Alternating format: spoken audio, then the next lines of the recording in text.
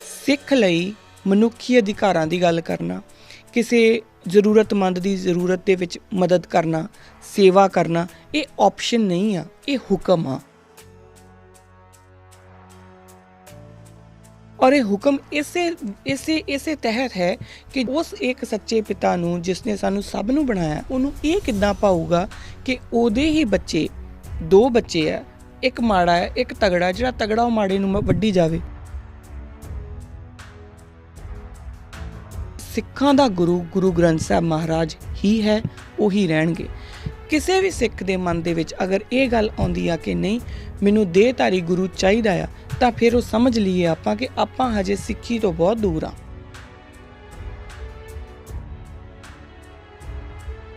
ਗੁਰੂ ਮੰਨਣ ਤੋਂ ਪਹਿਲਾਂ ਤੁਸੀਂ ਜਿੰਨੇ ਵੀ ਸਵਾਲ ਕੀਤੇ ਆ ਤੁਹਾਡੀ ਮਰਜ਼ੀ ਆ, ਉਹ ਕਰ ਸਕਦੇ ਆ, ਪਰ ਇੱਕ ਵਾਰੀ ਗੁਰੂ ਦੀ ਤੁਸੀਂ ਸ਼ਰਨ ਚਲੇ ਗਏ, ਗੁਰੂ ਪਾਤਸ਼ਾਹ ਨੂੰ ਤੁਸੀਂ ਮੱਥਾ ਟੇਕ ਲਿਆ, ਕਹਿ ਦਿੱਤਾ ਕਿ ਮੇਰਾ ਗੁਰੂ ਗ੍ਰੰਥ ਸਾਹਿਬ ਮਹਾਰਾਜ ਹੈ, ਉਸ ਤੋਂ ਬਾਅਦ ਸਵਾਲ ਨਹੀਂ ਹੋਣੇ ਚਾਹੀਦੇ।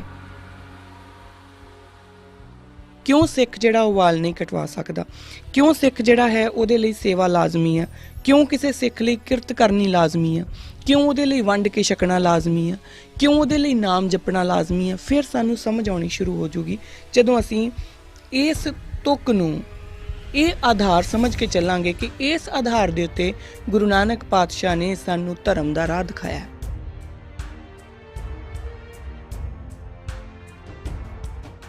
ਵਾਹਿਗੁਰੂ ਜੀ ਕਾ ਖਾਲਸਾ, ਵਾਹਿਗੁਰੂ ਜੀ ਕੀ ਫਤਿਹ। ਕਿਰਦਾਰੇ ਖਾਲਸਾ ਦੇ ਅੱਜ ਦੇ ਇਸ ਐਪੀਸੋਡ ਦੇ ਵਿੱਚ ਆਪ ਸਭ ਦਾ ਬਹੁਤ-ਬਹੁਤ ਸਵਾਗਤ ਹੈ। ਪਿਛਲੇ ਐਪੀਸੋਡ ਤੱਕ ਆਪਾਂ ਜਿਹੜੀ ਗੱਲ ਕਰ ਰਹੇ ਸੀਗੇ ਉਹ ਸੀਗੀ ਕਿ ਜਦੋਂ ਅਸੀਂ ਅਰਦਾਸ ਦੇ ਵਿੱਚ ਗੁਰੂ ਨਾਨਕ ਨਾਮ ਧਿਆਉਣ ਦੀ ਗੱਲ ਕਰਦੇ ਹਾਂ, ਤਾਂ ਉਦੋਂ ਅਸੀਂ ਉਹ ਜਦੋਂ ਆਪਾਂ ਧਿਆਇਆ ਤਾਂ ਉਦੋਂ ਸਾਡੇ ਅੰਦਰ ਕੀ ਆਉਣਾ ਚਾਹੀਦਾ ਆ, ਸਾਡੇ ਭਾਵ ਕੀ ਹੋਣੇ ਚਾਹੀਦੇ ਆ, ਸਾਡੀ ਜਿਹੜੀ ਝੋਲੀ ਆ ਉਹ ਗੁਰੂ ਨਾਨਕ ਪਾਤਸ਼ਾਹ ਦੇ ਦਰ ਦੇ ਉੱਤੇ ਜਦੋਂ ਅੱਡੀ ਆ ਤਾਂ ਉਹਦੇ ਵਿੱਚ ਅਸੀਂ ਕੀ ਮੰਗਦੇ ਕੀ ਆ, ਉਹਨਾਂ ਕੋਲ ਅਸੀਂ ਕੀ ਕਹਿੰਦੇ ਆ ਕਿ ਗੁਰੂ ਨਾਨਕ ਪਾਤਸ਼ਾਹ ਦਾ ਨਾਮ ਧਿਆ ਕੇ ਸਾਡਾ ਕਿਰਦਾਰ ਜਿਹੜਾ ਉਹਦੇ 'ਚ ਕੀ ਚੇਂਜਿਸ ਆਉਣੀਆਂ ਚਾਹੀਦੀਆਂ ਜਾਂ ਸਾਨੂੰ ਕਿਹੋ ਜਿਹਾ ਹੋਣਾ ਚਾਹੀਦਾ ਆ। ਤਾਂ ਅਸੀਂ ਇਸੇ ਲਾਈਨ ਦੇ ਉੱਤੇ ਗੱਲ ਕਰਦੇ ਹੋਏ ਪਿਛਲੇ ਐਪੀਸੋਡ ਦੇ ਵਿੱਚ ਇਹ ਕੋਸ਼ਿਸ਼ ਕੀਤੀ ਸੀਗੀ ਕਿ ਗੁਰੂ ਨਾਨਕ ਪਾਤਸ਼ਾਹ ਨੂੰ ਜਦੋਂ ਅਸੀਂ ਕਹਿੰਦੇ ਹਾਂ ਗੁਰੂ ਨਾਨਕ ਲਈ ਧਿਆਏ, ਤਾਂ ਸਾਨੂੰ ਉਹਨਾਂ ਦੇ ਚਾਰੇ ਜਿਹੜੇ ਪਰਸਨੈਲਿਟੀ ਦੇ ਜਿਹੜੇ ਮੁੱਖ ਕੇਂਦਰ ਹੁੰਦੇ ਆ, religious, political, spiritual and social, ਉਹਨਾਂ ਸਾਰਿਆਂ ਦੇ ਵਿੱਚੋਂ ਹੀ ਦੇਖਣਾ ਪਊਗਾ। ਔਰ ਸਾਰੀਆਂ ਹੀ ਜਿਹੜੇ ਪਾਰਟਸ ਨੇ, ਡਾਇਮੈਂਸ਼ਨਸ ਨੇ, ਉਹਨਾਂ ਵਿੱਚੋਂ ਸਾਨੂੰ ਕੁਛ ਨਾ ਕੁਛ ਗੁਰੂ ਪਾਤਸ਼ਾਹ ਦੇ ਕੋਲੋਂ ਆਪਣੀ ਝੋਲੀ ਅੱਡ ਕੇ ਮੰਗਣਾ ਪਊਗਾ ਕਿ ਉਹ ਹਰ ਇੱਕ ਜਿਹੜਾ ਡਾਇਮੈਂਸ਼ਨ ਦੇ ਵਿੱਚ ਗੁਰੂ ਪਾਤਸ਼ਾਹ ਸਾਨੂੰ ਜੀ ਕੇ ਕੀ ਸਿਖਾਉਂਦੇ ਨੇ ਉਹ ਸਾਨੂੰ ਸਮਝਣਾ ਪਊਗਾ, ਸਾਨੂੰ ਸਿੱਖਣਾ ਪਊਗਾ। ਪਿਛਲੇ ਐਪੀਸੋਡ ਦੇ ਵਿੱਚ ਆਪਾਂ ਗੱਲ ਸਿਰਫ ਕੀਤੀ ਸੀਗੀ ਧਰਮ ਦੀ। ਅਸੀਂ ਅੱਜ ਵੀ ਮੈਂ ਉਸੇ ਨੂੰ ਥੋੜ੍ਹਾ ਜਿਹਾ ਕੈਰੀ ਫੋਰਵਰਡ ਕਰੂੰਗੀ ਔਰ ਉਸ ਤੋਂ ਬਾਅਦ ਆਪਾਂ ਅਧਿਆਤਮ ਦੀ ਗੱਲ ਵੀ ਕਰਾਂਗੇ। ਅੱਗੇ ਟਾਈਮ ਦੇ ਉੱਤੇ ਡਿਪੈਂਡ ਕਰੂਗਾ ਕਿ ਜੇ ਆਪਣੇ ਕੋਲ ਟਾਈਮ ਬਾਕੀ ਬਚਿਆ ਤਾਂ ਅਧਿਆਤਮ ਨੂੰ ਅੱਜ ਕੰਪਲੀਟ ਆਪਾਂ ਗੱਲ ਕਰ ਲਾਂਗੇ, ਨਹੀਂ ਤਾਂ ਫਿਰ ਅਗਲੇ ਐਪੀਸੋਡ ਦੇ ਵਿੱਚ ਇਹਨੂੰ ਕੈਰੀ ਫੋਰਵਰਡ ਕਰ ਲਾਂਗੇ। ਪਰ ਇਹ ਗੱਲਾਂ ਇੰਨੀਆਂ ਇੰਪੋਰਟੈਂਟ ਹੈ ਕਿ ਇਹਨਾਂ ਨੂੰ ਮੈਂ ਰਸਤੇ ਦੇ ਵਿੱਚ ਨਹੀਂ ਛੱਡ ਸਕਦੀ ਜਾਂ ਮੈਂ ਅੱਧੀਆਂ ਅਧੂਰੀਆਂ ਇਹ ਗੱਲਾਂ ਨਹੀਂ ਕਰ ਸਕਦੀ। ਘੱਟੋ ਘੱਟ ਓਨਾ ਕੁ ਤਾਂ ਮੈਂ ਬੋਲਾਂ ਜਿੰਨਾ ਕੁ ਮੇਰੇ ਖਾਨੇ 'ਚ ਪਿਆ ਆ ਜਾਂ ਜਿੰਨਾ ਕੁ ਮੈਨੂੰ ਸਮਝ ਆਉਂਦੀ ਆ, ਓਨਾ ਕੁ ਤਾਂ ਮੈਂ ਬੋਲਾਂ, ਕਿਉਂਕਿ ਪੂਰਾ ਤਾਂ ਬੋਲਣਾ ਪਿਛਲੀ ਵਾਰੀ ਵੀ ਮੈਂ ਕਿਹਾ ਸੀ, ਉਸ ਤੋਂ ਪਿਛਲੀ ਵਾਰੀ ਵੀ ਕਿਹਾ ਸੀ, ਸ਼ਾਇਦ ਜਦੋਂ ਤੱਕ ਸਾਹ ਹੈਗੇ ਉਦੋਂ ਤੱਕ ਇਹੀ ਬੋਲਦੀ ਰਹੂੰਗੀ ਕਿ ਪੂਰਾ ਬੋਲਣਾ, ਪੂਰਾ ਸਮਝ ਲੈਣਾ। ਨਾ ਤਾਂ ਇਸ ਮੱਤ ਦੀ, ਇਸ ਬੁੱਧੀ ਦੀ ਇੰਨੀ ਸ਼ਮਤਾ ਹੈ, ਨਾ ਇਸ ਜ਼ੁਬਾਨ ਦੀ ਇੰਨੀ ਸ਼ਮਤਾ ਹੈ, ਅਤੇ ਨਾ ਭਾਸ਼ਾ ਦੀ ਇੰਨੀ ਸ਼ਮਤਾ ਹੈ ਕਿ ਗੁਰੂ ਨਾਨਕ ਪਾਤਸ਼ਾਹ ਨੂੰ ਅੱਖਰਾਂ ਦੇ ਵਿੱਚ ਸਮਾਇਆ ਜਾ ਸਕੇ, ਇਹ ਦੇਖਿਆ ਜਾ ਸਕੇ ਕਿ ਗੁਰੂ ਨਾਨਕ ਪਾਤਸ਼ਾਹ ਕੌਣ ਨੇ, ਕੀ ਨੇ। ਤਾਂ ਸ਼ਾਇਦ ਇਸੇ ਲਈ ਜਿਹੜੇ ਭਾਈ ਗੁਰਦਾਸ ਜੀ ਹੈਗੇ ਆ ਕਿ ਉਹਨਾਂ ਨੂੰ ਆਪ ਨਾਰਾਇਣ ਕਲਾਧਾਰ ਕਹਿ ਦਿੰਦੇ ਆ ਕਿ ਕਿਉਂਕਿ ਇਸ ਤੋਂ ਵੱਡੀ ਹੋਰ ਕੋਈ ਐਗਜ਼ਾਮਪਲ ਜਾਂ ਇਸ ਤੋਂ ਵੱਡੀ ਹੋਰ ਕੋਈ ਜਿਹੜੀ ਆ ਨਾ ਉਹ ਐਪੀਟਮ ਨਹੀਂ ਹੋ ਸਕਦਾ ਟੂ ਐਗਜ਼ਾਮਪਲੀਫਾਈ ਕਿ ਗੁਰੂ ਨਾਨਕ ਕੌਣ ਨੇ। ਤਾਂ ਇਸ ਕਰਕੇ ਜਦੋਂ ਆਪਾਂ ਪਿਛਲੀ ਵਾਰੀ ਗੱਲ ਸ਼ੁਰੂ ਕੀਤੀ ਸੀਗੀ ਤਾਂ ਇੱਕ ਡਾਇਮੈਂਸ਼ਨ ਦੀ ਗੱਲ ਸ਼ੁਰੂ ਕੀਤੀ ਸੀ, ਉਹ ਸੀ ਧਰਮ ਦੀ, ਕਿ ਗੁਰੂ ਨਾਨਕ ਪਾਤਸ਼ਾਹ ਧਰਮ ਦੇ ਵਿੱਚ ਸਾਨੂੰ ਕੀ ਸਿਖਾਉਂਦੇ ਆ। ਤਾਂ ਹੁਣ ਗੁਰੂ ਨਾਨਕ ਨੂੰ ਚੇਤੇ ਕਰਦਿਆਂ ਅਸਲ 'ਚ ਅਸੀਂ ਮੰਗਣਾ ਕੀ ਹੈ, ਉਹ ਧਰਮ ਕੀ ਹੈ। ਧਰਮ ਸਿਰਫ ਇੱਕ ਧਰਮ ਦੇ ਪੱਖ ਦੇ ਵਿੱਚੋਂ ਆਪਾਂ ਦੇਖੀਏ ਤਾਂ ਧਰਮ ਹੈ ਕੀ। ਆਪਾਂ ਇਸ ਸਿੱਟੇ 'ਤੇ ਪਹੁੰਚੇ ਸੀਗੇ ਕਿ ਜਿਹੜੇ ਵੀ ਕਰਮ ਅਸੀਂ ਕਰਦੇ ਹਾਂ ਆਪਣੇ ਗੁਰੂ ਨੂੰ, ਆਪਣੇ ਰਹਿਬਰ ਨੂੰ, ਆਪਣੇ ਪੈਗੰਬਰ ਨੂੰ, ਆਪਣੇ ਇਸ਼ਟ ਨੂੰ ਆਪਣੇ ਖਿਆਲ ਦੇ ਵਿੱਚ ਰੱਖਦੇ ਹੋਏ ਜਿਹੜੇ ਕਰਮ ਅਸੀਂ ਇਹ ਸਭ ਆਪਣੇ ਜਾਂ ਜਿਸ ਵੀ ਨਾਮ ਦੇ ਨਾਲ ਕੋਈ ਇਹਨਾਂ ਨੂੰ ਜਾਣਦਾ ਉਸ ਆਪਣੇ ਰਹਿਬਰ ਨੂੰ ਆਪਣੇ ਮਨ ਦੇ ਵਿੱਚ ਰੱਖਦੇ ਹੋਏ, ਹਾਜ਼ਰ ਨਾਜ਼ਰ ਜਾਣਦੇ ਹੋਏ ਜਿਹੜੇ ਕਰਮ ਅਸੀਂ ਕਰਦੇ ਹਾਂ ਉਹ ਧਰਮ ਬਣ ਜਾਂਦੇ ਨੇ। ਸੋ ਇਹ ਕਹਿ ਸਕਦੇ ਹਾਂ ਕਿ ਨਿਯਮਬੰਧ ਜਿਹੜੇ ਆ, ਨਿਯਮਬੱਧ ਕਰਮ ਉਹੀ ਧਰਮ ਹੁੰਦੇ ਨੇ। ਕਿਉਂਕਿ ਜਦੋਂ ਅਸੀਂ ਆਪਣੇ ਇਸ਼ਟ ਨੂੰ ਧਿਆ ਕੇ, ਜਾਂ ਹਮੇਸ਼ਾ ਸਾਨੂੰ ਲੱਗਦਾ ਕਿ ਮੇਰਾ ਇਸ਼ਟ, ਮੇਰਾ ਜਿਹੜਾ ਸਤਿਗੁਰੂ ਹੈ ਉਹ ਮੇਰੇ ਨਾਲ ਚੱਲ ਰਿਹਾ, ਅਤੇ ਜੋ ਮੈਂ ਕਰ ਰਿਹਾ ਜਾਂ ਕਰ ਰਹੀ ਹਾਂ ਉਹ ਦੇਖ ਰਹੇ ਨੇ, ਹੈ ਨਾ, ਤਾਂ ਉਦੋਂ ਫਿਰ ਅਸੀਂ ਜੋ ਕਰਦੇ ਹਾਂ ਸਾਡਾ ਧਰਮ ਹੋ ਜਾਂਦਾ। ਉਸ ਤੋਂ ਬਿਨਾਂ ਉਹ ਸਾਡੇ ਕਰਮ ਹੀ ਹੁੰਦੇ ਆ। ਕਿਉਂਕਿ ਅਕਸਰ ਇਹ ਗੱਲ ਆਉਂਦੀ ਨਾ ਕਿ ਕਰਮਾਂ ਦੀ ਖੇਡ ਆ, ਅਤੇ ਕਰਮਾਂ ਦੀ ਖੇਡ ਦਾ ਮਤਲਬ ਕੀ ਕਿ ਅਸੀਂ ਆਪ ਆਪਣੇ ਕਰਮਾਂ ਦੇ ਵਿੱਚ ਉਲਝੇ ਜਾਂਦੇ ਹਾਂ। ਮੈਂ ਕਿਸੇ ਦਾ ਮਾੜਾ ਕੀਤਾ ਤਾਂ ਉਹ ਮੇਰੇ ਉੱਤੇ ਇੱਕ ਕਰਮ ਬਣ ਗਿਆ। ਹੁਣ ਉਹ ਮਾੜਾ ਕਦੋਂ ਨਹੀਂ ਕਰ ਸਕਦੀ, ਜਦੋਂ ਮੇਰੇ ਦਿਮਾਗ ਦੇ ਵਿੱਚ ਇਹ ਗੱਲ ਹੈਗੀ ਆ ਕਿ ਮੇਰੇ ਨਾਲ ਮੇਰਾ ਗੁਰੂ, ਮੇਰਾ ਰਹਿਬਰ, ਮੇਰੇ ਗੁਰੂ ਨਾਨਕ ਪਾਤਸ਼ਾਹ ਮੇਰੇ ਨਾਲ ਚੱਲ ਰਹੇ ਨੇ ਔਰ ਮੈਨੂੰ ਉਹ 24 ਘੰਟੇ ਦੇਖ ਰਹੇ ਨੇ। ਫਿਰ ਮੈਂ ਕਿਸੇ ਦਾ ਮਾੜਾ ਕਰਨ ਦਾ ਸੋਚ ਨਹੀਂ ਸਕਦੀ, ਫਿਰ ਮੈਂ ਕਿਸੇ ਨੂੰ ਊਂਚ ਨੀਚ ਦੇ ਵਿੱਚ ਦੇਖ ਨਹੀਂ ਸਕਦੀ। ਸੋ ਜਿਹੜੇ ਨਿਯਮਬੱਧ ਕਰਮ ਹੁੰਦੇ ਨੇ ਨਾ, ਉਹੀ ਤੁਹਾਡੇ ਧਰਮ ਹੋ ਜਾਂਦੇ ਨੇ, ਉਹ ਤੁਹਾਡਾ ਧਰਮ ਹੋ ਜਾਂਦੇ ਨੇ। ਹੁਣ ਹਰ ਕੋਈ ਜਿਹੜਾ ਪੈਗੰਬਰ ਹੈ, ਜਾਂ ਜਿਹੜਾ ਇਸ਼ਟ ਹੈ ਜਾਂ ਗੁਰੂ ਹੈ, ਉਹ ਕੋਈ ਜਿਹੜੇ ਨਿਯਮ ਤਿਆਰ ਕਰਦਾ ਹੈ ਨਾ, ਉਹ ਕਿਸੇ ਨਾ ਕਿਸੇ ਆਧਾਰ 'ਤੇ ਤਿਆਰ ਕਰਦੇ ਨੇ, ਤੈਅ ਕਰਦੇ ਨੇ। ਗੁਰੂ ਨਾਨਕ ਪਾਤਸ਼ਾਹ ਵੀ ਆਪਣੇ ਜਿਹੜੇ ਉਹਨਾਂ ਦੇ ਗੁਰੂ ਨਾਨਕ ਨਾਮ ਲੇਵਾ ਸੰਗਤ ਜਿਹੜੀ ਆ, ਉਹਨਾਂ ਵਾਸਤੇ ਜਿਹੜੇ ਉਹ ਨਿਯਮ ਤੈਅ ਕਰਦੇ ਨੇ, ਉਹ ਕਿਸੇ ਆਧਾਰ 'ਤੇ ਕਰਦੇ ਨੇ, ਜਿੱਦਾਂ ਕਿ ਬਾਕੀ ਸਾਰੇ ਕਿਸੇ ਨਾ ਕਿਸੇ, ਕਿਉਂਕਿ ਹਮੇਸ਼ਾ ਇਹ ਜਿਹੜੇ ਪੈਗੰਬਰ ਹੋਇਆ ਕਰਦੇ ਨੇ, ਉਹਨਾਂ ਦਾ ਉਹਨਾਂ ਨੇ ਹੀ ਧਰਮ ਉਹਨਾਂ ਨੇ ਹੀ ਦੇਣਾ ਹੁੰਦਾ, ਹੈ ਨਾ। ਤੋ ਧਰਮ ਦੇ ਨਿਯਮ ਉਹਨਾਂ ਨੇ ਦੇਣੇ ਹੁੰਦੇ ਆ। ਜਿਵੇਂ ਜਿਹੜੇ ਰਿਸ਼ੀ ਮੁਨੀ ਹੋਏ ਆ, ਉਹਨਾਂ ਨੇ ਆਪਣੇ ਪੈਰੋਕਾਰਾਂ ਲਈ ਇੱਕ ਨਿਯਮਬੱਧ ਕਰ ਦਿੱਤਾ ਕਿ ਤੁਹਾਨੂੰ ਜੰਗਲਾਂ 'ਚ ਜਾਣਾ ਪਊਗਾ, ਤੁਹਾਨੂੰ ਤਪ ਕਰਨਾ ਪਊਗਾ। ਉਹਨਾਂ ਨੇ ਉਹ ਨਿਯਮਬੱਧ ਕਰ ਦਿੱਤਾ। ਇਸੇ ਤਰੀਕੇ ਨਾਲ ਜਿਹੜੇ ਜੈਨ ਮੁਨੀ ਨੇ, ਉਹਨਾਂ ਨੇ ਨਿਯਮ ਦੇ ਦਿੱਤੇ ਕਿ ਤੁਸੀਂ ਕਿਸ ਤਰੀਕੇ ਨਾਲ ਆਪਣੀ ਜੀਵਨ ਨਿਰਬਾਹ ਕਰਨਾ, ਉਹਨਾਂ ਨੇ ਧਰਮ ਦੇ ਦਿੱਤਾ। ਗੁਰੂ ਨਾਨਕ ਪਾਤਸ਼ਾਹ ਜਦੋਂ ਸਾਨੂੰ ਧਰਮ ਦਿੰਦੇ ਨੇ, ਜਦੋਂ ਸਾਡੇ ਉਹ ਸਾਨੂੰ ਨਿਯਮ, ਸਾਡੇ ਕਰਮਾਂ ਨੂੰ ਕਿਸ ਨਿਯਮ ਦੇ ਤਹਿਤ ਹੋਣਾ ਚਾਹੀਦਾ, ਜਦੋਂ ਉਹ ਦੱਸਦੇ ਨੇ, ਤਾਂ ਉਹਨਾਂ ਦੇ ਨਿਯਮਾਂ ਦਾ ਆਧਾਰ ਕੀ ਹੈ। ਗੁਰਬਾਣੀ ਦੇ ਅਕੋਰਡਿੰਗ ਉਹ ਕਹਿੰਦੇ ਨੇ, ਜੋ ਤੁਧ ਭਾਵੇ ਸੇ ਸੱਚ ਧਰਮ। ਹੁਣ ਜੋ ਤੈਨੂੰ ਭਾਉਂਦਾ ਹੈ ਸਤਿਗੁਰੂ ਸੱਚੇ ਪਾਤਸ਼ਾਹ, ਔਰ ਉਹਨਾਂ ਦਾ ਗੁਰੂ ਕੌਣ ਹੈ? ਸ਼ਬਦ। ਉਹ ਸ਼ਬਦ ਦੀ ਗੱਲ ਕਰਦੇ ਨੇ ਕਿ ਜੋ ਤੈਨੂੰ ਭਾਉਂਦਾ ਹੈ, ਜੋ ਉਸ ਪਰਮਾਤਮਾ ਨੂੰ, ਉਸ ਸੁਪਰੀਮ ਬੀਇੰਗ ਨੂੰ, ਉਸ ਅੱਲਾ ਨੂੰ, ਉਸ ਰਾਮ ਨੂੰ, ਜਿਸ ਵੀ ਨਾਮ ਨਾਲ ਉਸ ਨੂੰ ਦੁਨੀਆ ਜਾਣਦੀ ਆ, ਉਸ ਸੁਪਰੀਮ ਬੀਇੰਗ ਨੂੰ, ਉਸ ਪਾਵਰ ਨੂੰ, ਜੋ ਉਸ ਨੂੰ ਭਾਉਂਦਾ ਹੈ ਉਹ ਮੇਰਾ ਧਰਮ ਹੈ ਨਾ। ਹੁਣ ਇਸ ਗੱਲ ਨੂੰ ਸਮਝਣਾ ਬੜਾ ਜ਼ਰੂਰੀ ਹੈ, ਇਸ ਨੂੰ ਬੜੀ ਬਰੀਕੀ ਨਾਲ ਸਮਝਿਆ ਜਾਣਾ ਚਾਹੀਦਾ। ਇਸ 'ਤੇ ਜੇ ਆਪਾਂ ਇਸ ਤੁਕ ਨੂੰ ਧਿਆਨ ਨਾਲ ਸਮਝ ਲਈਏ ਨਾ, ਔਰ ਇਹਨੂੰ ਸਮਝ ਲਈਏ ਕਿ ਜਿਹੜਾ ਸਾਡਾ ਧਰਮ ਹੈ, ਉਸ ਧਰਮ ਨੂੰ ਗੁਰੂ ਨਾਨਕ ਪਾਤਸ਼ਾਹ ਨਿਯਮਬੰਧ ਇਸ ਫਲਸਫੇ ਦੇ ਅਕੋਰਡਿੰਗ ਕਰਦੇ ਨੇ ਕਿ ਜੋ ਤੈਨੂੰ ਭਾਉਂਦਾ ਹੈ ਉਹੀ ਧਰਮ ਹੈ, ਤਾਂ ਫਿਰ ਸਾਨੂੰ ਸਮਝਣਾ ਸੌਖਾ ਹੋ ਜਾਊਗਾ ਕਿ ਗੁਰੂ ਨਾਨਕ ਪਾਤਸ਼ਾਹ ਦੇ ਸਿੱਖਾਂ ਵਾਸਤੇ ਕੁਝ ਚੀਜ਼ਾਂ ਲਾਜ਼ਮੀ ਕਿਉਂ ਨੇ।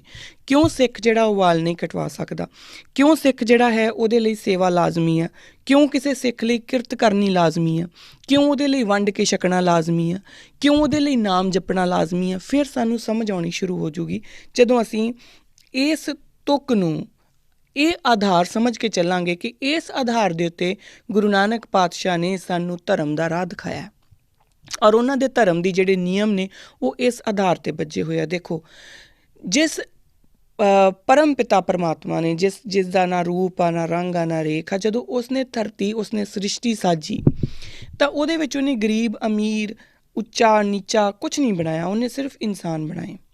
ਔਰ ਉਹਨਾਂ ਇਨਸਾਨਾਂ ਨੂੰ ਅੱਗੇ, ਕਿਉਂਕਿ ਜਿਵੇਂ ਸਿਵਲਾਈਜੇਸ਼ਨ ਕੰਪਲੈਕਸ ਹੁੰਦੀ ਜਾਂਦੀ ਆ ਨਾ, ਤਾਂ ਉਹ ਫਿਰ ਤੁਹਾਨੂੰ ਕੁਝ ਕੈਟਾਗਰੀਜ਼ ਵਿੱਚ ਵੰਡਣਾ ਸ਼ੁਰੂ ਕਰ ਦਿੰਦੀ ਆ।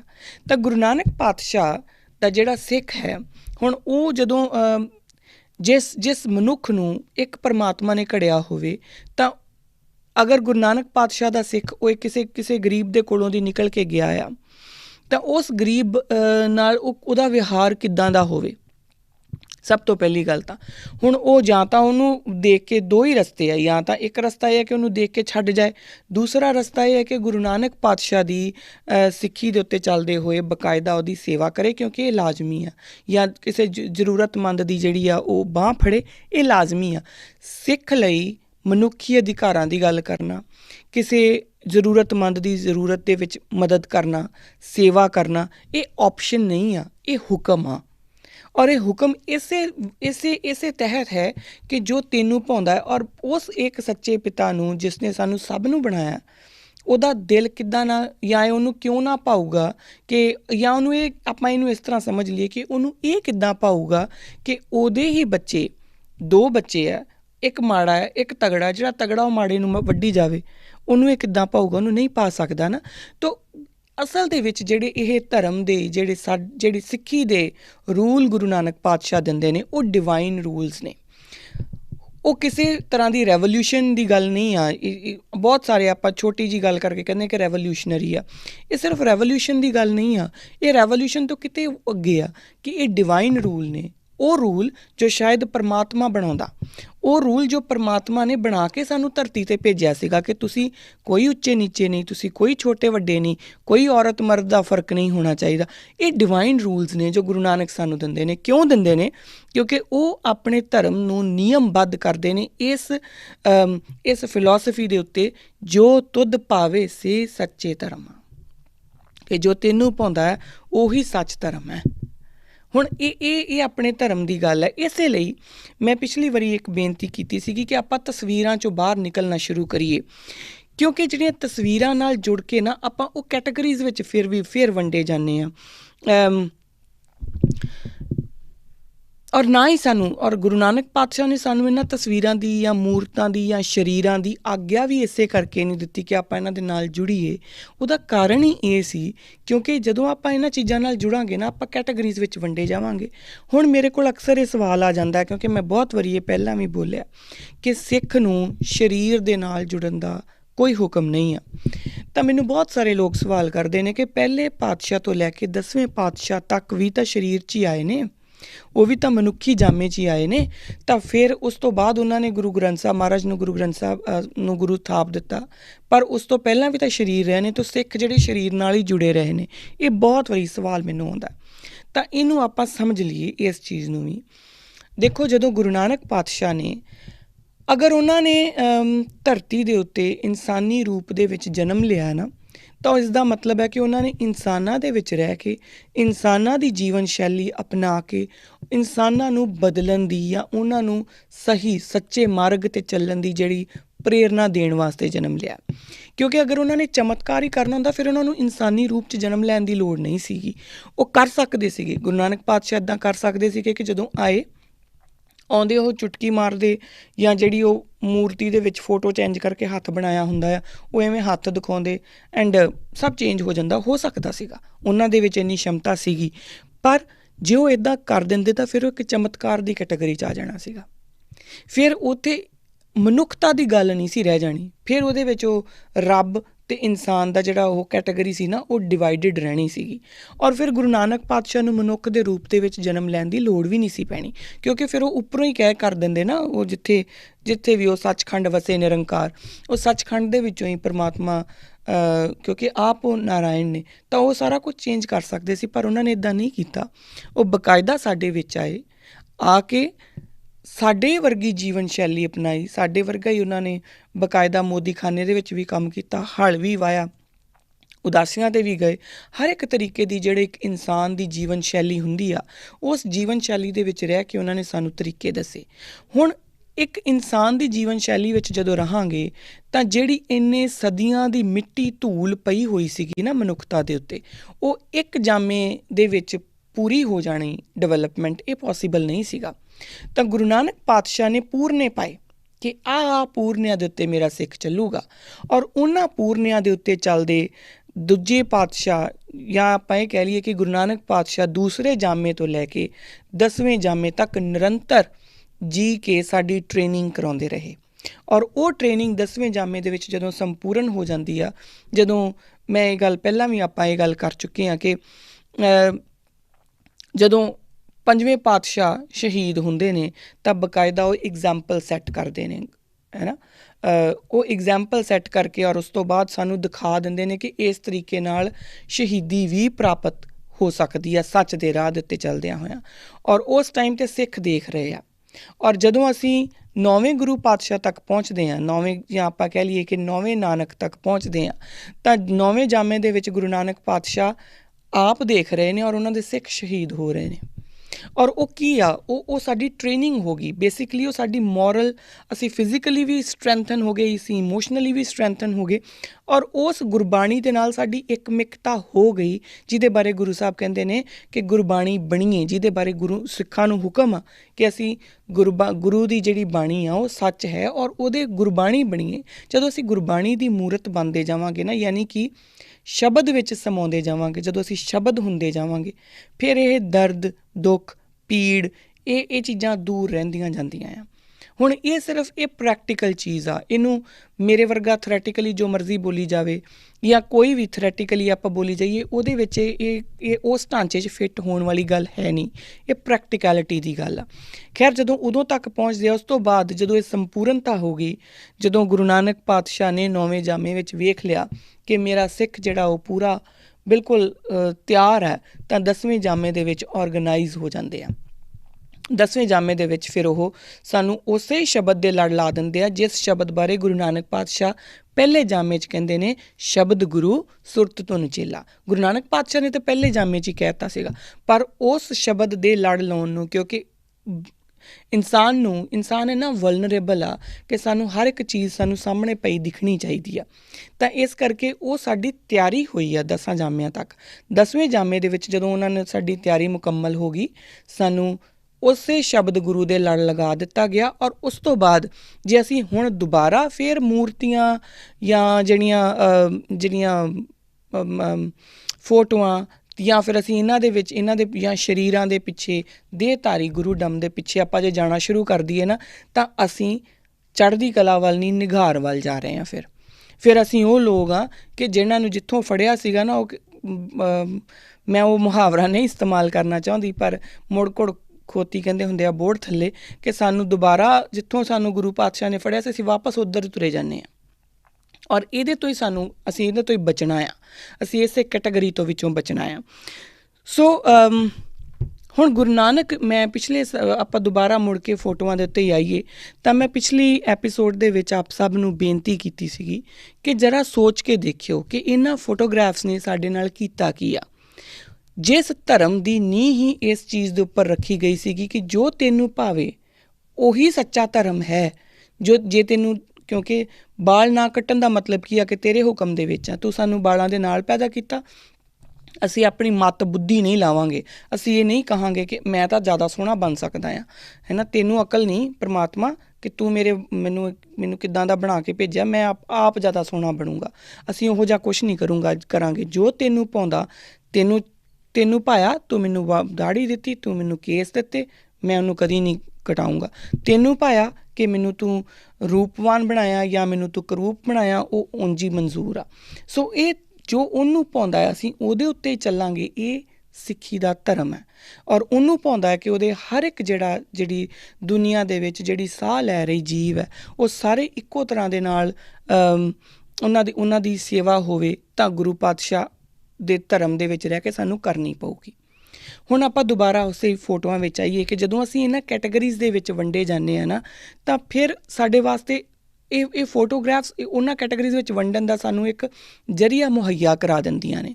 ਪਿਛਲੀ ਵਾਰੀ ਵੀ ਮੈਂ ਤੁਹਾਨੂੰ ਇਹ ਇੱਕ ਬੇਨਤੀ ਕੀਤੀ ਸੀਗੀ ਕਿ ਤੁਸੀਂ ਦੇਖਿਓ, ਸੋਚ ਕੇ ਦੇਖਿਓ ਕਿ ਕਿਆ ਆਪਾਂ ਗੁਰੂ ਨਾਨਕ ਪਾਤਸ਼ਾਹ ਨੂੰ, ਜਿਹੜਾ ਉਹਨਾਂ ਦਾ ਕਿਰਤੀ ਰੂਪ ਹੈ, ਜਿਹਦੇ ਵਿੱਚ ਉਹ ਹਲ ਵਾਹ ਕੇ, ਮੈਂ ਬੇਨਤੀ ਕੀਤੀ ਸੀਗੀ ਕਿ ਜਦੋਂ ਉਹਨਾਂ ਨੇ ਹਲ ਵਾਹਿਆ ਹੋਊਗਾ ਤਾਂ ਉਹਨਾਂ ਦੇ ਹੱਥ ਵੀ ਜਿਹੜੇ ਆ ਉਹਦੇ 'ਤੇ ਮਿੱਟੀ ਲੱਗੀ ਹੋਊਗੀ, ਕਿਉਂਕਿ ਫਿਰ ਮੈਂ ਉਹੀ ਗੱਲ ਕਹਿ ਰਹੀ ਹਾਂ ਕਿ ਜੇ ਚਮਤਕਾਰ ਕਰਨਾ ਹੁੰਦਾ ਤਾਂ ਫਿਰ ਉਹਨਾਂ ਨੇ ਮਨੁੱਖੀ ਜਾਮੇ 'ਚ ਆਉਣਾ ਨਹੀਂ ਸੀਗਾ।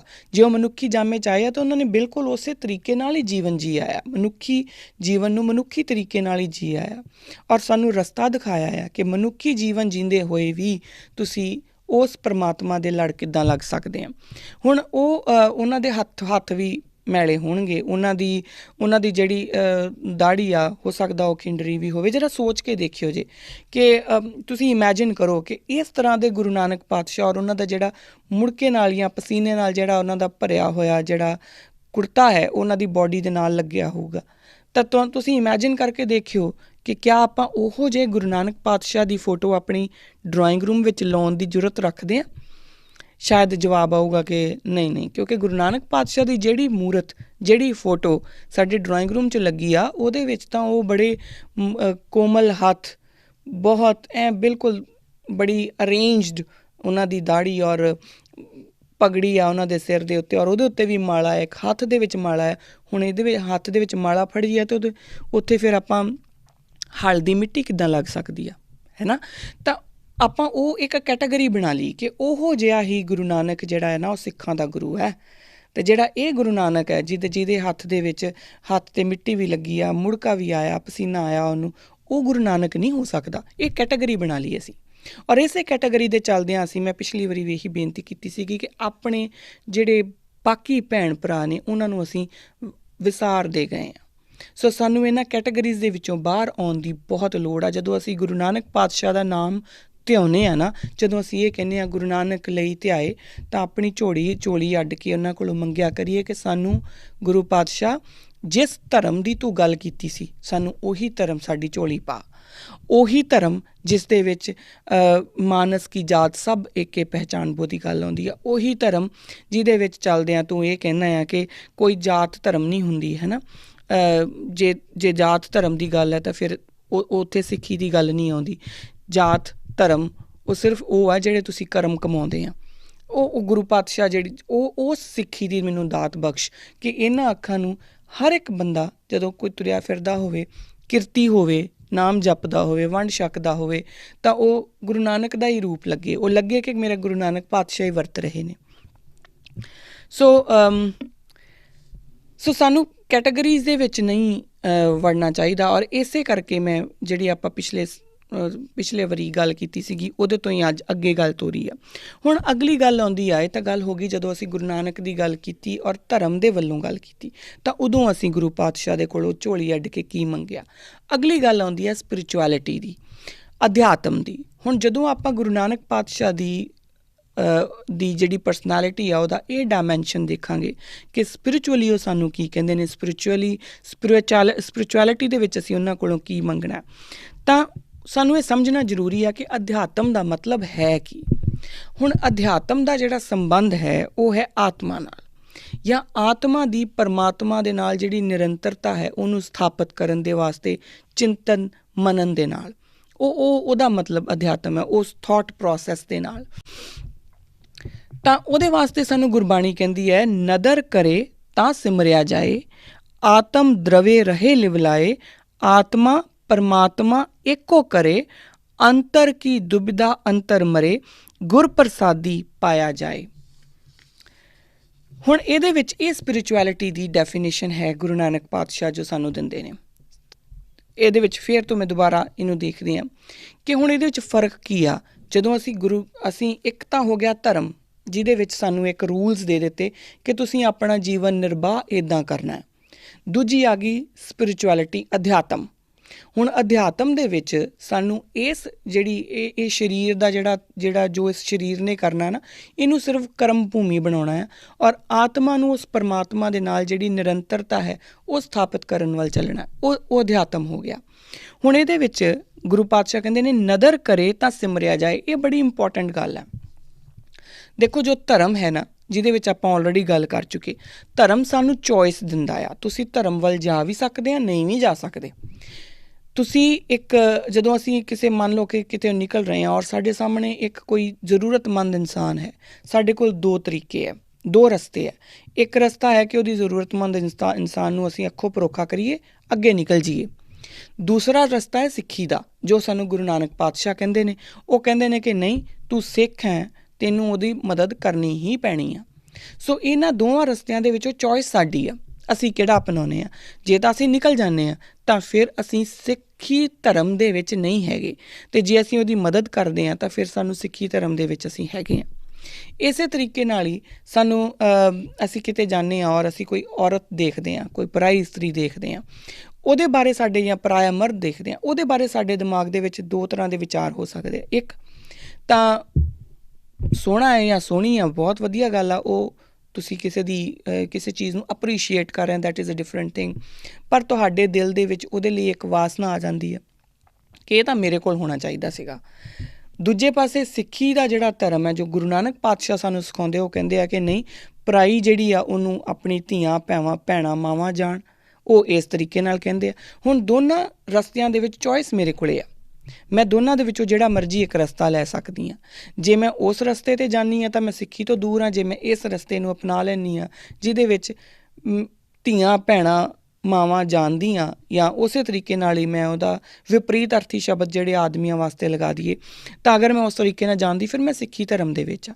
ਸੋ ਧਰਮ ਸਾਨੂੰ ਚੋਇਸ ਦਿੰਦਾ। ਜਿਹੜੀ ਆਪਾਂ ਇੱਕ ਅਕਸਰ ਗੱਲ ਵੀ ਬਾਰ-ਬਾਰ ਆਉਂਦੀ ਹੈ ਨਾ, ਕਿ ਜੇ ਸਾਰੀ ਦੁਨੀਆ ਦੇ ਜਿਹੜੇ ਇਨਸਾਨ ਨੇ ਉਹ ਪਰਮਾਤਮਾ ਨੇ ਬਣਾਏ ਆ, ਤਾਂ ਫਿਰ ਇਹ ਭੇਦ ਭਾਵ ਇਹ ਕਿੱਦਾਂ ਆ ਗਏ? ਤਾਂ ਉਹ ਇੱਦਾਂ ਹੀ ਆ ਜਾਂਦੇ ਨੇ, ਕਿਉਂਕਿ ਜਦੋਂ ਆਪਾਂ ਆਪਣੇ ਧਰਮ ਦੇ ਉੱਤੇ ਚੱਲਦੇ ਹੋਏ ਜਿਹੜਾ ਵੀ ਰਸਤਾ ਅਪਣਾਉਂਦੇ ਆ ਨਾ, ਉਹ ਚੋਇਸ ਸਾਡੀ ਹੁੰਦੀ ਆ। ਔਰ ਫਿਰ ਉਹੀ ਗੱਲ ਆਉਂਦੀ ਹੈ ਕਿ ਕਰਮ ਉਦੋਂ ਬਣ ਜਾਂਦੇ ਆ ਜਦੋਂ ਆਪਾਂ ਇਹ ਸੋਚਦੇ ਹਾਂ ਕਿ ਮੈਂ ਹੀ ਕਰਨਾ ਆ, ਅੱਜ ਮੇਰੇ ਕੋਲ ਪਾਵਰ ਹੈ। ਤਪੋ ਰਾਜ ਰਾਜੋ ਨਰਕ ਇਸੇ ਕਰਕੇ ਕਿਹਾ ਗਿਆ, ਕਿਉਂਕਿ ਤਪ ਜਦੋਂ ਤੁਸੀਂ ਕੀਤਾ ਪਰਮਾਤਮਾ ਦੇ ਨਾਲ ਤੇ ਤੁਹਾਨੂੰ ਰਾਜ ਤਾਂ ਮਿਲ ਗਿਆ। ਹੁਣ ਰਾਜ ਦੇ ਉੱਤੇ ਬੈਠ ਕੇ ਤੁਸੀਂ ਆਪਣਾ ਧਰਮ ਨਿਭਾਇਆ ਕਿ ਤੁਸੀਂ ਸਿਰਫ ਕਰਮ ਇਕੱਠੇ ਕੀਤੇ, ਇਹ ਡਿਪੈਂਡ ਕਰੂਗਾ। ਜੇ ਤਾਂ ਤੁਸੀਂ ਸਿਰਫ ਕਰਮ ਇਕੱਠੇ ਕੀਤੇ ਆ ਤਾਂ ਫਿਰ ਉਸ ਤੋਂ ਬਾਅਦ ਵਾਲਾ ਜਿਹੜਾ ਆਉਣਾ ਉਹ ਨਰਕ ਆਉਣਾ ਆ। ਅਤੇ ਉਦੋਂ ਜਦੋਂ ਤੁਸੀਂ ਨਰਕ ਵਾਲੀ ਜਿਹੜੀ ਉਹ ਸਥਿਤੀ ਹੋਣੀ ਆ, ਤਾਂ ਉਦੋਂ ਲੋਕਾਂ ਨੇ ਤਰਸ ਵੀ ਕਰਨਾ ਕਿ ਵਿਚਾਰੇ ਹੈ ਨਾ, ਇਹ ਵਿਚਾਰਾ ਬੰਦਾ। ਪਰ ਖੈਰ ਸਿੱਖ ਲਈ ਹੁਕਮ ਆ ਕਿ ਤੂੰ ਉਸ ਬੰਦੇ ਦੀ ਵੀ ਮਦਦ ਕਰਨੀ, ਜੇ ਉਹਨੇ ਤੇਰੇ ਕੋਲੋਂ ਮਦਦ ਮੰਗ ਲਈ ਹੈ ਤਾਂ ਤੈਨੂੰ ਕਰਨੀ ਪੈਣੀ ਆ। ਸੋ ਇਹ ਜਿਹੜੀਆਂ ਗੱਲਾਂ ਨੇ ਨਾ, ਉਹ ਕਰਮ ਆਪਾਂ ਇਕੱਠੇ ਕਦੋਂ ਕਰਦੇ ਹਾਂ, ਕਿਵੇਂ ਕਰਦੇ ਹਾਂ? ਤੁਹਾਡੇ ਕੋਲ ਦੋ ਮਾਰਗ ਨੇ, ਦੋਵਾਂ ਦੇ ਵਿੱਚੋਂ ਜੇ ਤਾਂ ਤੁਸੀਂ ਧਰਮ ਦੇ ਉੱਤੇ ਆ, ਸਿੱਖੀ ਦੀ ਗੱਲ ਕਰ ਰਹੀ ਹਾਂ ਮੈਂ ਸਿਰਫ, ਜੇ ਤਾਂ ਤੁਸੀਂ ਆਪਣੇ ਗੁਰੂ ਨਾਨਕ ਦੇ ਨਿਯਮਾਂ ਦੇ ਉੱਤੇ ਚੱਲਣ ਨੂੰ ਤਿਆਰ ਆ, ਤੁਸੀਂ ਧਰਮ ਦੇ ਵਿੱਚ ਆ। ਅਗਰ ਤੁਸੀਂ ਉਹਨਾਂ ਜੋ ਗੁਰੂ ਨਾਨਕ ਦੇ ਨਿਯਮ ਨੇ ਉਹਨਾਂ ਤੋਂ ਮੁਨਕਰ ਹੋ ਜਾਂਦੇ ਆ, ਤਾਂ ਫਿਰ ਤੁਸੀਂ ਸਿੱਖ ਧਰਮ ਦੇ ਉੱਤੇ ਨਹੀਂ ਚੱਲ ਰਹੇ, ਸਿੱਖੀ ਦੇ ਧਰਮ ਦੇ ਉੱਤੇ ਤੁਸੀਂ ਨਹੀਂ ਚੱਲ ਰਹੇ। ਤੋ ਇਹ ਤਾਂ ਗੱਲ ਹੋ ਗਈ ਧਰਮ ਦੀ। ਹੁਣ ਜਦੋਂ ਆਪਾਂ ਅਧਿਆਤਮ ਦੀ ਗੱਲ ਕਰ ਰਹੇ ਹਾਂ, ਅਧਿਆਤਮ ਦੇ ਵਿੱਚ ਤੁਹਾਡੇ ਕੋਲ ਚੋਇਸ ਕੋਈ ਨਹੀਂ ਹੁੰਦੀ, ਜਾਂ ਆਪਣੇ ਕੋਲ ਚੋਇਸ ਕੋਈ ਨਹੀਂ ਹੁੰਦੀ। ਅਧਿਆਤਮ ਦਾ ਮਤਲਬ ਇਹੀ ਹੈ ਕਿ ਉਹ ਗੁਰੂ ਪਾਤਸ਼ਾਹ ਕਹਿੰਦੇ ਨੇ, ਨਦਰ ਕਰੇ ਤਾਂ ਸਿਮਰਿਆ ਜਾਏ, ਕਿ ਜੇ ਉਸ ਪਰਮਾਤਮਾ ਦੀ ਮਿਹਰ ਹੋਈ ਤੇਰੇ ਉੱਤੇ, ਜੀਵ ਆਤਮਾ ਦੇ ਉੱਤੇ, ਤਾਂ ਫਿਰ ਉਹ ਸਿਮਰ ਸਕਦਾ ਹੈ ਉਸ ਪਰਮਾਤਮਾ ਨੂੰ। ਉਹਦੇ ਵਿੱਚ ਉਹਦਾ ਆਪਣਾ ਮਰਜ਼ੀ ਕੋਈ ਨਹੀਂ ਕਿ ਮੇਰੀ ਮਰਜ਼ੀ ਆ ਮੈਂ ਸਿਮਰਾਂ ਜਾਂ ਨਾ ਸਿਮਰਾਂ, ਇਹ ਨਹੀਂ ਹੋਣਾ। ਧਰਮ ਦੇ ਵਿੱਚ ਤਾਂ ਤੁਹਾਡੇ ਕੋਲ ਚੋਇਸ ਹੈਗੀ ਆ ਕਿ ਤੁਸੀਂ ਧਰਮ ਦੇ ਵਿੱਚ ਕਿਹੜਾ ਰਾਹ ਅਪਣਾਉਂਦੇ ਹੋ, ਪਰ ਅਧਿਆਤਮ ਦੇ ਵਿੱਚ ਆਪਣੇ ਕੋਲ ਚੋਇਸ ਨਹੀਂ। ਅਧਿਆਤਮ ਦੇ ਵਿੱਚ ਸਿਰਫ ਇੱਕੋ ਹੀ ਰਾਹ ਆ ਕਿ ਆਪਣੇ ਇਸ ਸਰੀਰ ਨੂੰ, ਇਸ ਕਰਮ ਭੂਮੀ ਨੂੰ ਧਰਮ ਦੇ ਸੱਚੇ ਮਾਰਗ ਦੇ ਉੱਤੇ ਚੱਲਦਿਆਂ ਇਸ ਲਾਇਕ ਬਣਾ ਲਈਏ ਕਿ ਉਸ ਪਰਮਾਤਮਾ ਦੀ ਨਦਰ ਹੋਵੇ ਅਤੇ ਅਸੀਂ ਉਹਨੂੰ ਸਿਮਰ ਸਕੀਏ। ਇਸ ਗੱਲ ਨੂੰ ਸਮਝਣਾ ਬਹੁਤ ਜ਼ਰੂਰੀ ਆ। ਸੋ ਜਿਹੜਾ ਧਰਮ ਅਤੇ ਅਧਿਆਤਮ ਇੱਕ ਤਰ੍ਹਾਂ ਨਾਲ ਦੋ ਅਲੱਗ-ਅਲੱਗ ਚੀਜ਼ਾਂ ਜ਼ਰੂਰ ਨੇ, ਪਰ ਜੁੜੀਆਂ ਹੋਈਆਂ ਵੀ ਨੇ। ਇਸ ਚੀਜ਼ ਨੂੰ ਥੋੜ੍ਹਾ ਜਿਹਾ TDS ਹੈ, ਪਰ ਇਹਨੂੰ ਸਮਝਣਾ ਜ਼ਰੂਰੀ ਆ। ਫਿਰ ਅਗਲੀ ਗੱਲ ਗੁਰੂ ਪਾਤਸ਼ਾਹ ਕਰਦੇ ਨੇ, ਆਤਮ ਦਰਵੇ ਰਹੇ ਲਿਵਲਾਏ, ਆਤਮਾ ਪਰਮਾਤਮਾ ਏਕੋ ਕਰੇ, ਕਿ ਜਦੋਂ ਉਸ ਦੀ ਨਦਰ ਹੋ ਗਈ ਔਰ ਜੀਵ ਆਤਮਾ ਨੇ ਉਸ ਨੂੰ ਸਿਮਰਨਾ ਸ਼ੁਰੂ ਕਰ ਦਿੱਤਾ, ਫਿਰ ਆਤਮਾ ਜਿਹੜੀ ਉਹ ਸੌਫਨ ਹੋ ਜਾਂਦੀ ਹੈ, ਸੌਫਟ ਹੋਣੀ ਸ਼ੁਰੂ ਹੋ ਜਾਂਦੀ ਹੈ, ਔਰ ਉਹਦੇ ਨਾਲ ਉਹਦਾ ਲਿਵ ਲੱਗਣੀ ਸ਼ੁਰੂ ਹੋ ਜਾਂਦੀ ਹੈ। ਔਰ ਉਸ ਤੋਂ ਅਗਲਾ ਸਟੈਪ ਕੀ ਆ? ਆਤਮਾ ਪਰਮਾਤਮਾ ਇੱਕੋ ਕਰੇ। ਫਿਰ ਉਹ ਜਿਹੜੀ ਨਿਰੰਤਰਤਾ ਹੈ ਉਹ ਸਥਾਪਿਤ ਹੋ ਜਾਂਦੀ ਹੈ।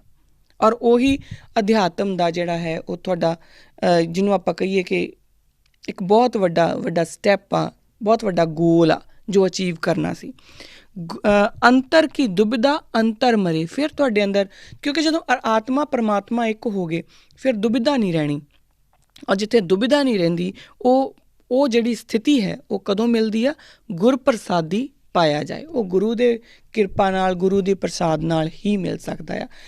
ਹੁਣ ਇੱਥੇ ਜਿਹੜਾ ਅੱਖਰ ਗੁਰੂ ਹੈ, ਆਪਾਂ ਇਹਦੇ ਉੱਤੇ ਬਹੁਤ ਲੰਬੀ ਡਿਸਕਸ਼ਨ ਕਰ ਆਏ ਪਹਿਲਾਂ।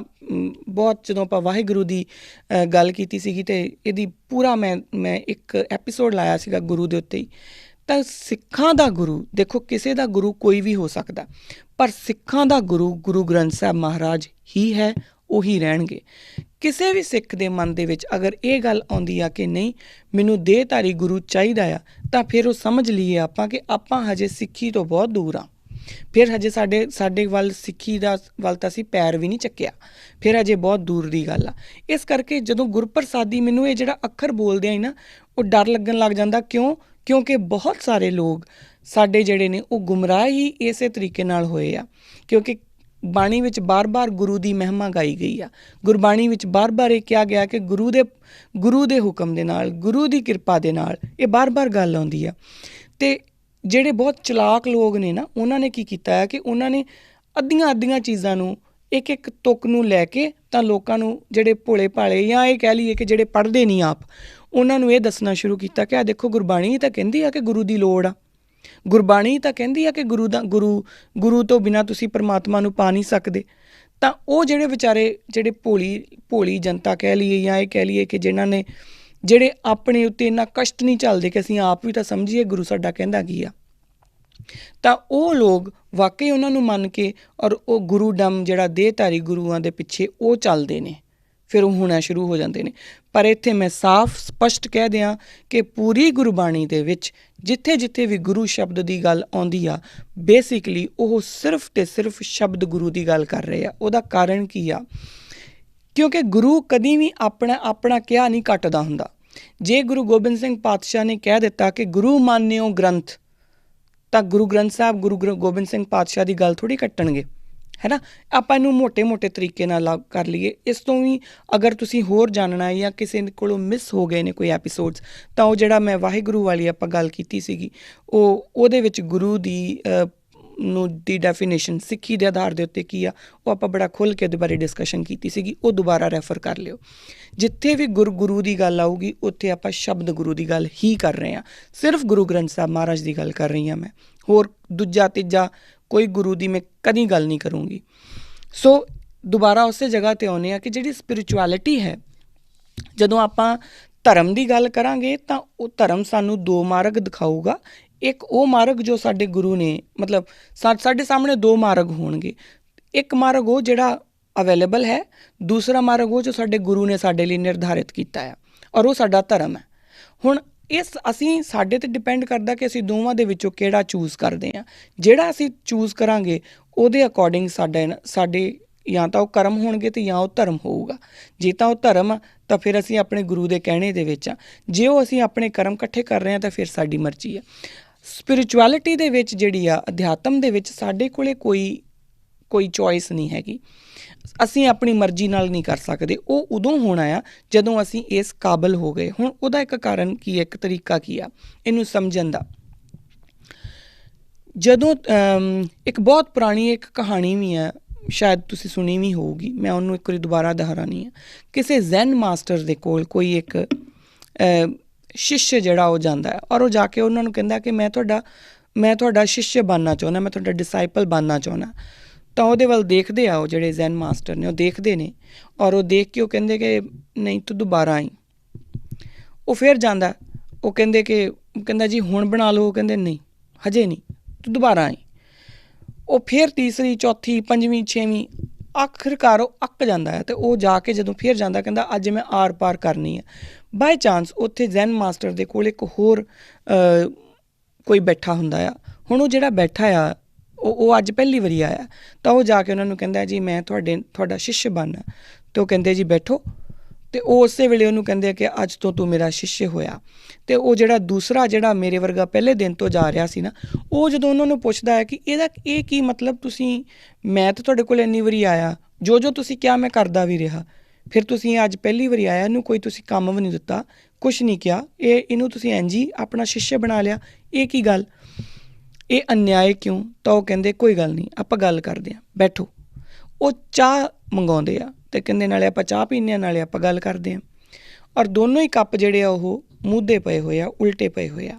ਅਤੇ ਜਿਹੜੇ ਉਹ ਜ਼ੈਨ ਮਾਸਟਰ ਹੈ ਉਹ ਕੀ ਕਰਦੇ ਆ ਕਿ ਉਹ ਚੁੱਕ ਕੇ ਅਤੇ ਮੂਧੇ ਕੱਪ ਦੇ ਉੱਤੇ ਜਿਹੜਾ ਆਪਾਂ ਚਾਹ ਪਾਉਣੀ ਸ਼ੁਰੂ ਕਰ ਦਿੰਦੇ ਆ। ਜਿਹੜਾ ਅੱਜ ਪਹਿਲੀ ਵਾਰੀ ਆਇਆ ਸੀ ਔਰ ਉਹ ਸ਼ਿਸ਼ ਹੋ ਗਿਆ, ਉਹ ਬਸ ਬੈਠਾ ਹੱਥ ਜੋੜ ਕੇ ਦੇਖ ਰਿਹਾ। ਜਿਹੜਾ ਦੂਸਰਾ ਸੀਗਾ ਉਹ ਇੱਕਦਮ ਬੋਲਦਾ ਕਿ ਤੁਹਾਨੂੰ ਕੀ ਹੋ ਗਿਆ, ਤੁਹਾਡਾ ਦਿਮਾਗ ਠੀਕ ਹੈ, ਤੁਸੀਂ ਇਹਨੂੰ ਉਲਟੇ ਕੱਪ ਦੇ ਵਿੱਚ ਹੀ ਪਾਈ ਜਾਂਦੇ ਆ। ਤਾਂ ਉਹ ਕਹਿੰਦੇ ਕਿ ਬਸ ਇਸੇ ਕਰਕੇ ਅਜੇ ਤੂੰ ਸ਼ਿਸ਼ ਬਣਨ ਦੇ ਯੋਗ ਨਹੀਂ, ਕਿਉਂਕਿ ਤੈਨੂੰ ਅਜੇ ਵੀ ਮੇਰੇ 'ਤੇ ਕਿੰਤੂ ਪਰੰਤੂ ਹੈ। ਹੁਣ ਇਹ ਜਿਹੜੀ ਕਹਾਣੀ ਸੁਣਾਉਣ ਦਾ ਮਤਲਬ ਮੇਰਾ ਇਹ ਨਹੀਂ ਹੈ ਤੁਹਾਨੂੰ ਕਿ ਮੈਂ ਤੁਹਾਨੂੰ ਇਹ ਕਹਿ ਰਹੀ ਹਾਂ ਕਿ ਅੰਨੇ ਹੋ ਜਾਓ ਔਰ ਜੋ ਕੁਛ ਇਰਰੈਸ਼ਨਲੀ ਜੋ ਕੁਛ ਵੀ ਹੈ ਉਹ ਅੰਨੀ ਭਗਤੀ ਦੇ ਵਿੱਚ ਆਪਾਂ ਵੜ ਜਾਈਏ, ਇਰਰੈਸ਼ਨਲ ਹੋ ਜਾਈਏ। ਨਹੀਂ, ਬਿਲਕੁਲ ਨਹੀਂ। ਰੈਸ਼ਨੈਲਿਟੀ ਹੀ ਸਿੱਖੀ ਦਾ ਜਿਹੜਾ ਉਹ ਮੂਲ ਆਧਾਰ ਹੈ। ਤੁਸੀਂ ਜਦ ਤੱਕ ਸਵਾਲ ਨਹੀਂ ਕਰਦੇ, ਕਿਉਂਕਿ ਸਾਡੇ ਤੇ ਗੁਰੂ ਨਾਨਕ ਪਾਤਸ਼ਾਹ ਸਾਨੂੰ ਸਿੱਧ ਗੋਸ਼ਟੀ 'ਚ ਬਕਾਇਦਾ ਇਹ ਗੱਲ ਸਮਝਾ ਜਾਂਦੇ ਆ ਕਿ ਸਵਾਲ ਜਵਾਬ ਦਾ ਮਹੱਤਵ ਕੀ ਆ। ਸੋ ਸਵਾਲ ਜਵਾਬ ਕਰਨੇ ਠੀਕ ਆ, ਪਰ ਇੱਕ ਵਾਰੀ ਜਦੋਂ ਅਸੀਂ ਸਵਾਲ ਜਵਾਬ ਤੋਂ ਬਾਅਦ, ਜਦੋਂ ਅਸੀਂ ਆਪਣੀ ਬੁੱਧੀ ਦਾ ਚਿੰਤਨ ਮਨਨ ਕਰਨ ਤੋਂ ਬਾਅਦ ਮੰਨ ਲਿਆ ਕਿ ਮੇਰਾ ਗੁਰੂ ਗੁਰੂ ਗ੍ਰੰਥ ਸਾਹਿਬ ਮਹਾਰਾਜ ਹੈ, ਉਸ ਤੋਂ ਬਾਅਦ ਸਾਡੇ 'ਚ ਸਵਾਲ ਨਹੀਂ ਹੋਣੇ ਚਾਹੀਦੇ। ਗੁਰੂ ਮੰਨਣ ਤੋਂ ਪਹਿਲਾਂ ਤੁਸੀਂ ਜਿੰਨੇ ਵੀ ਸਵਾਲ ਕੀਤੇ ਉਹ ਤੁਹਾਡੀ ਮਰਜ਼ੀ ਆ, ਉਹ ਕਰ ਸਕਦੇ ਆ, ਪਰ ਇੱਕ ਵਾਰੀ ਗੁਰੂ ਦੀ ਤੁਸੀਂ ਸ਼ਰਨ ਚਲੇ ਗਏ, ਗੁਰੂ ਪਾਤਸ਼ਾਹ ਨੂੰ ਤੁਸੀਂ ਮੱਥਾ ਟੇਕ ਲਿਆ, ਕਹਿ ਦਿੱਤਾ ਕਿ ਮੇਰਾ ਗੁਰੂ ਗੁਰੂ ਗ੍ਰੰਥ ਸਾਹਿਬ ਮਹਾਰਾਜ ਹੈ, ਉਸ ਤੋਂ ਬਾਅਦ ਸਵਾਲ ਨਹੀਂ ਹੋਣੇ ਚਾਹੀਦੇ। ਔਰ ਅਗਰ ਹੁੰਦੇ ਆ ਤਾਂ ਫਿਰ ਹਜੇ ਅਸੀਂ ਕੱਚੇ ਹਾਂ। ਹੁਣ ਇਹ ਜਿਹੜੀ ਗੱਲ ਹੈ ਨਾ, ਜਿਹੜੀ ਧਰਮ ਦੀ ਗੱਲ ਹੈ, ਗੁਰੂ ਨਾਨਕ ਪਾਤਸ਼ਾਹ ਸਾਨੂੰ ਜਿਹੜੇ ਧਰਮ ਦੇ ਨਿਯਮਾਂ ਦੇ ਉੱਤੇ ਚੱਲਣ ਨੂੰ ਕਹਿੰਦੇ ਨੇ, ਉਹ ਬੇਸਿਕਲੀ ਸਾਡੇ ਸਰੀਰ ਰੂਪੀ ਜਿਹੜਾ ਕਰਮ ਭੂਮੀਆਂ ਨੂੰ ਤਿਆਰ ਕਰਦੇ ਨੇ ਉਸ ਨਦਰ ਵਾਸਤੇ, ਜਿਹਦੇ ਬਾਰੇ ਉਹ ਕਹਿੰਦੇ ਨੇ ਕਿ ਨਦਰ ਕਰੇ ਤਾਂ ਸਿਮਰਿਆ ਜਾਏ। ਉਸ ਪਰਮਾਤਮਾ ਦੀ ਨਦਰ ਸਾਡੇ ਇਸ ਸਰੀਰ ਰੂਪੀ ਕਰਮ ਭੂਮੀ ਦੇ ਉੱਤੇ ਹੋਵੇ, ਉਹਦੇ ਲਈ ਉਹ ਤਿਆਰ ਕਰਦੇ ਨੇ ਸਾਡੀ ਆਤਮਾ ਨੂੰ। ਕਿਉਂਕਿ ਜੋ ਅਸੀਂ ਕਰਮ ਕਰਾਂਗੇ ਨਾ, ਜਿਹੜੇ ਕਿ ਸਾਡਾ ਧਰਮ ਨੇ, ਜੋ ਅਸੀਂ ਕਰਮ ਕਰਾਂਗੇ ਉਹ ਸਾਡੀ ਸਾਨੂੰ ਸਪਿਰਿਚੁਅਲੀ ਤਿਆਰ ਕਰਨਗੇ ਉਸ ਪਰਮਾਤਮਾ ਦੇ ਲੜ ਲੱਗਣ ਲਈ। ਸੋ ਜਿਹੜੀ ਸਪਿਰਿਚੁਅਲਿਟੀ ਹੈ ਉਹ ਸੈਕਿੰਡ ਸਟੈਪ ਹੈ ਧਰਮ ਤੋਂ। ਪਹਿਲਾਂ ਅਸੀਂ ਧਰਮ ਦੇ ਵਿੱਚ ਹੋਵਾਂਗੇ, ਸਾਡੀ ਬੋਡੀ, ਸਾਡਾ ਮਾਈਂਡ ਉਸ ਪਰਮਾਤਮਾ ਨੂੰ ਹਮੇਸ਼ਾ ਹਾਜ਼ਰ ਨਾਜ਼ਰ ਜਾਣ ਕੇ ਕੰਮ ਕਰਦਾ ਰਹੂਗਾ। ਉਸ ਤੋਂ ਬਾਅਦ ਜਦੋਂ ਉਹ ਤਿਆਰ ਹੋ ਗਿਆ, ਫਿਰ ਉਸ ਗੁਰੂ ਪਾਤਸ਼ਾਹ ਨੇ ਸਾਨੂੰ ਆਪਣੇ ਆਪ ਆਪਣੇ ਲੜ ਲਾ ਲੈਣਾ। ਸੋ ਸਾਨੂੰ ਇਹ ਅੰਡਰਸਟੈਂਡ ਕਰਨਾ ਪਊਗਾ, we need to understand this ਕਿ there is a difference. Spirituality ਔਰ ਰਿਲੀਜਨ ਦੇ ਵਿੱਚ ਇੱਕ ਡਿਫਰੈਂਸ ਹੈ, ਔਰ ਸਾਨੂੰ ਇਹ ਬੜਾ ਕਲੀਅਰ ਦੇਖਣਾ ਪਊਗਾ। ਔਰ ਡਿਫਰੈਂਸ ਹੁੰਦੇ ਹੋਏ ਵੀ ਇੱਕ ਜਗ੍ਹਾ ਦੇ ਉੱਤੇ ਜਾ ਕੇ ਦੋਨੋਂ ਇਕੱਠੇ ਰਲ ਜਾਂਦੇ ਨੇ, ਪਰ ਸਾਨੂੰ ਪਹਿਲਾਂ ਸਮਝਣਾ ਪਊਗਾ ਕਿ ਡਿਫਰੈਂਸ ਕੀ ਆ। ਅਗਰ ਨਹੀਂ ਸਮਝਾਂਗੇ ਨਾ, ਫਿਰ ਅਸੀਂ ਉਲਝਦੇ ਜਾਵਾਂਗੇ। ਫਿਰ ਜਿਹੜੇ ਸਵਾਲ ਚੱਲਦੇ ਨੇ ਕਿ ਸਿੱਖ ਤਾਂ ਕੋਈ ਰਿਲੀਜਨ ਹੀ ਨਹੀਂ ਆ ਜੀ, ਸਿੱਖ ਤਾਂ ਕੋਈ ਇਹ ਵੀ, ਫਿਰ ਉਹਨਾਂ ਸਵਾਲਾਂ 'ਚ ਅਸੀਂ ਉਲਝਦੇ ਜਾਵਾਂਗੇ ਜੇ ਅਸੀਂ ਇਹਨਾਂ ਨੂੰ ਸਟੈਪ ਬਾਏ ਸਟੈਪ ਨਹੀਂ ਸਮਝਦੇ। ਤੇ ਸਪਿਰਿਚੁਅਲਿਟੀ ਕੀ ਹੈ, ਮੈਂ ਇਹਨਾਂ ਆਖਰੀ ਬਸ 2-3 ਮਿੰਟ ਦੇ ਵਿੱਚ ਆਪਣੀ ਇਹ ਗੱਲ ਮੈਂ ਸਮਾਪਤ ਕਰ ਦੂੰਗੀ। ਸਪਿਰਿਚੁਅਲਿਟੀ ਕੀ ਹੈ? ਆਤਮ ਦਿਓ ਪੂਜੀਐ ਗੁਰ ਕੇ ਸਹਿਜ ਸੁਭਾਏ, ਆਤਮੇ ਨੂੰ ਆਤਮੇ ਦੀ ਪ੍ਰਤੀਤ ਹੋਏ ਤਾਂ ਘਰ ਹੀ ਪਰਚਾ ਪਾਏ। ਇਹ ਗੁਰੂ, ਜਦੋਂ ਆਪਾਂ ਸਪਿਰਿਚੁਅਲਿਟੀ ਦੀ ਗੱਲ ਕਰਾਂਗੇ ਤਾਂ ਇਹ ਗੁਰੂ ਪਾਤਸ਼ਾਹ ਸਾਨੂੰ ਕਹਿੰਦੇ ਨੇ ਕਿ ਉਸ ਆਤਮਾ ਨੂੰ, ਉਸ ਪਰਮਾਤਮਾ ਨੂੰ ਹੀ ਪੂਜਿਆ, ਉਹੀ ਆਤਮ ਦਿਓ, ਉਹਨੂੰ ਪੂਜਿਆ, ਔਰ ਗੁਰੂ ਦੇ ਸਹਿਜ ਸੁਭਾਏ, ਗੁਰੂ ਦੀ ਕਿਰਪਾ ਦੇ ਨਾਲ ਅਸੀਂ ਉਹਨੂੰ ਪੂਜਿਆ। ਹੁਣ ਆਤਮੇ ਨੂੰ ਆਤਮਾ, ਕਿ ਇਸ ਆਤਮਾ ਨੂੰ ਉਹ ਆਤਮਾ ਜਦੋਂ ਮਿਲ ਗਈ ਤਾਂ ਫਿਰ ਦੁਵਿਧਾ ਦੂਰ ਹੋ ਜਾਂਦੀ ਹੈ, ਫਿਰ ਆਪਣੇ ਘਰ ਹੀ ਪਰਮਾਤਮਾ ਮਿਲ ਜਾਂਦਾ। ਘਰ ਮਤਲਬ ਇਸੇ ਬੋਡੀ ਵਿੱਚ ਜਾਂ ਇਸੇ ਜਗ੍ਹਾ ਦੇ ਉੱਤੇ ਬੈਠੇ, ਫਿਰ ਮੈਂ ਜਿੱਥੇ ਵੀ ਹਾਂ ਮੈਂ ਉਸ ਪਰਮਾਤਮਾ ਦੇ ਲੜ ਲੱਗੀ ਹੋਈ ਹਾਂ। ਫਿਰ ਮੈਨੂੰ ਕੋਈ ਸਪੈਸ਼ਲ ਕੰਮ ਕਰਨ ਦੀ ਲੋੜ ਨਹੀਂ, ਫਿਰ ਮੈਨੂੰ ਤੀਰਥ ਨਹਾਉਣ ਦੀ ਲੋੜ ਨਹੀਂ, ਫਿਰ ਮੈਨੂੰ ਹੋਰ ਕਿਸੇ ਤਰ੍ਹਾਂ ਦੇ ਕੋਈ ਕੰਮ ਕਰਨ ਦੀ ਲੋੜ ਨਹੀਂ। ਔਰ ਰਿਲੀਜੀਅਸ ਜਿਹੜੀ ਧਰਮ ਦੀ ਗੱਲ ਆ ਉਹ ਕੀ ਆ? ਜਾਤ ਜਨਮ ਨੈ ਪੁੱਛੀਏ ਸੱਚ ਕਰ ਲਿਖ ਬਤਾਏ, ਸਾ ਜਾਤ ਸਾ ਪਤ ਹੈ ਜਿਹਾ ਕਰਮ ਕਮਾਏ। ਇਹ ਗੱਲ ਮੈਂ ਪਹਿਲਾਂ ਕਰ ਚੁੱਕੀ ਕਿ ਜਦੋਂ ਤੁਸੀਂ ਇੱਕ ਦੂਸਰੇ ਇਨਸਾਨ ਨੂੰ ਦੇਖਦੇ ਹੋ, ਕਿਸੇ ਮਨੁੱਖ ਨੂੰ ਦੇਖਦੇ ਹੋ, ਤਾਂ ਤੁਹਾਡੇ ਅੰਦਰ ਕਿਵੇਂ ਦੇ ਭਾਵ ਆਉਂਦੇ ਨੇ, ਉਹ ਧਰਮ ਹੈ। ਹੁਣ ਜੇ ਤੁਹਾਡੇ ਅੰਦਰ ਦਵੇਸ਼, ਨਫ਼ਰਤ, ਜਾਂ ਇਹ ਆਊਗਾ ਕਿ ਇਹ ਕਿੱਥੋਂ, ਇਹ ਤਾਂ ਛੋਟੀ ਜਾਤ ਹੈ, ਜਾਂ ਇਹ ਗਰੀਬ ਬੰਦਾ ਹੈ, ਜਾਂ ਇਹ ਮੇਰੇ ਬਰਾਬਰ ਦਾ ਨਹੀਂ, ਜੇ ਇਹੋ ਜਿਹੇ ਗੱਲ ਆਉਣਗੇ ਤਾਂ ਤੁਹਾਡੀ ਆਤਮਾ ਵੀ ਤਾਂ ਮੈਲੀ ਹੁੰਦੀ ਜਾਊਗੀ ਨਾ। ਔਰ ਐਸੀ ਆਤਮਾ ਦੇ ਉੱਤੇ ਪਰਮਾਤਮਾ ਕਦੀ ਵੀ ਨਦਰ ਨਹੀਂ ਕਰ ਸਕਦਾ। ਸੋ ਜਿਹੜਾ ਰਿਲੀਜਨ ਹੈ ਉਹ ਇੱਕ ਪਾਥ ਹੈ। ਰਿਲੀਜਨ ਤੋਂ ਮੇਰਾ ਅਗਲੀ ਵਾਰੀ ਆਪਾਂ ਇਹਦੇ ਬਾਰੇ ਵੀ ਡਿਸਕਸ਼ਨ ਕਰਾਂਗੇ ਕਿ ਇਹ ਅਸਲ 'ਚ ਜਿਹੜੇ ਸਾਨੂੰ ਕਨਫਿਊਜ਼ਨਸ ਨੇ ਹੈ ਕਿਉਂ ਆ, ਇਹਦੇ ਬਾਰੇ ਵੀ ਆਪਾਂ ਡਿਸਕਸ਼ਨ ਕਰਾਂਗੇ। ਜੋ ਧਰਮ ਹੈ ਉਹ ਇਸ ਬੋਡੀ ਨੂੰ, ਇਸ ਮਨ ਨੂੰ ਤਿਆਰ ਕਰਦਾ ਆ ਉਸ ਪਰਮਾਤਮਾ ਦੇ ਨਾਲ ਮਿਲਣ ਦੇ ਲਈ, ਅਧਿਆਤਮ ਦੇ ਵਾਸਤੇ ਤਿਆਰ ਕਰਦਾ ਆ। ਅੱਜ ਦੀਆਂ ਮੇਰੀਆਂ ਇੰਨੀਆਂ ਜਿਹੜੀਆਂ ਬੇਨਤੀਆਂ ਨੇ ਉਹ ਪ੍ਰਵਾਨ ਕਰੋ ਜੀ, ਕਿਉਂਕਿ ਸਮਾਂ ਆਲਰੇਡੀ ਮੈਂ ਜ਼ਿਆਦਾ ਲੈ ਚੁੱਕੀ ਹਾਂ।